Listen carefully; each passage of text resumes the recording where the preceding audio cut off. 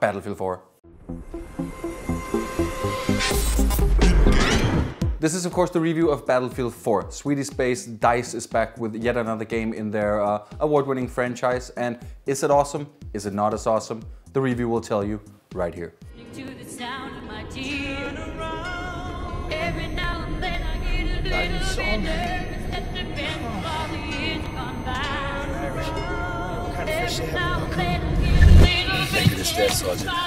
The Battlefield series dates back to 2002, where Battlefield 1942 was released. Many games have since been released in the franchise, with games like Bad Company ranging amongst some of the most popular.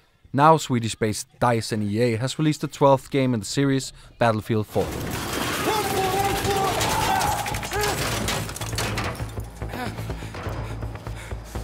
The game series has never really been known for delivering stellar single-player experiences via their campaign, something that also never was a part of the game until Bad Company was released.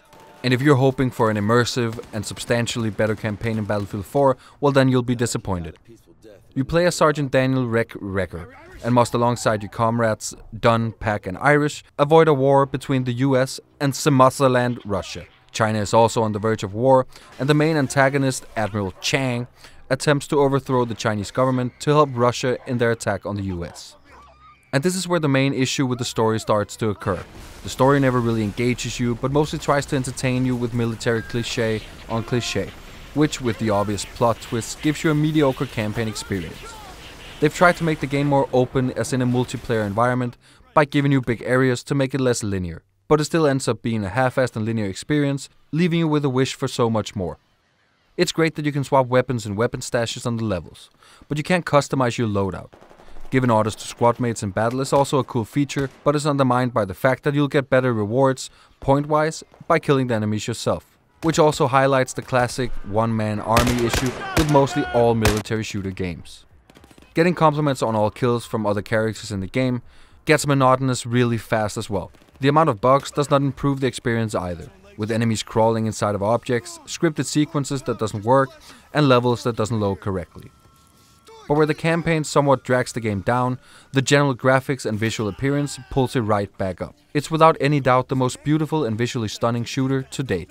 It even looks stunning on current gen consoles. There's also a great visual variety in all levels, so no sloppy developer copy-pasting done here for sure.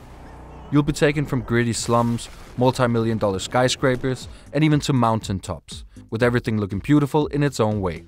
Commander mode is back. Last seen in Battlefield 2, this feature gives you the option of controlling the battlefield. As a commander, a lot of the resources and options available to you is determined by which control points your team is controlling. You can no longer join the action and get your feet dirty as in Battlefield 2, but focuses 100% on commanding the action instead. You can use this mode with both PC, consoles and tablets. Level design is one of the biggest strengths in Battlefield when playing multiplayer, and gives you loads of cool challenges and possibilities, ranging from driving tanks, joining air combat in a jet or chopper, or just want to try to be a gritty infantry soldier roaming the levels. If you've previously been hesitant with trying vehicles, you can now do it all in a test range. You can learn to fly, control all the different vehicles all together. The same goes for the weapons that you use, ultimately making the test range more attractive. Battlefield is mostly known for its big-scaled game type called Conquest, but they also want you to focus on other things than that. With Bad Company, they added the mode Rush, where two teams defend and attack control points, a back-and-forth battle of controlling these points until one is defeated. Obliteration, Demolition, Squad Deathmatch, Team Deathmatch, and Defuse has since been added. All of which has been seen in a lot of other multiplayer shooter games, but has been given a twist in Battlefield. It's very satisfying to battle back and forth in modes like Obliteration, in the fight, to hopefully blow up your enemy's base to smithereens. With the Frostbite engine, DICE introduced destruction in the game, which in Battlefield 4 makes more sense than ever before. In previous games, the feature was only limited to smaller structures. Battlefield 4 lets you take down enormous things such as skyscrapers or flood levels with water. It also gives levels new dimensions, as in Golmud Railway, where one of the control points is on a moving train. A smaller yet crucial add-on in the multiplayer is a twist on almost getting stabbed by a knife attack. If you're attacked from the front, you now have the option to counter knife, which makes for a very satisfying kill. Another important feature in the multiplayer is of course bullet drop. As in the real world, where bullets can only travel a certain distance, it's the same in Battlefield 4, and it forces you to think about range and how fast your bullet drops before making long-range shots. Distant compensation has been added, making the life of a sniper a tad easier. Unfortunately, the multiplayer experience has been troubled with lots of bugs, crashes, sound issues, and huge netcode problems. It's gotten better since launch, and almost the entire DICE office is right now working on solving this issue. And hopefully we'll get this sorted out, seeing as it obviously inflicts on the general experience of the game in multiplayer. There's no doubt that Battlefield 4 is a very ambitious project, but also manages to succeed with most of what it tries to do. The single-player campaign is still not what we could have hoped for, but it might be the right thing for you if you just like simple storytelling wrapped in a gorgeous setting.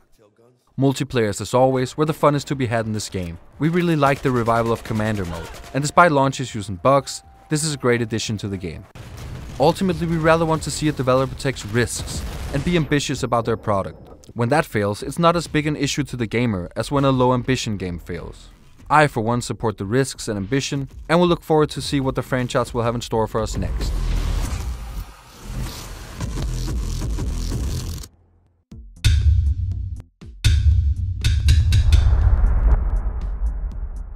Do you agree on what we say in the review or not? Please let us know in the comment section below and join the debate. And of course, like and subscribe if you like what we're doing here on Pixel.tv. Tjena, tjena grabbar.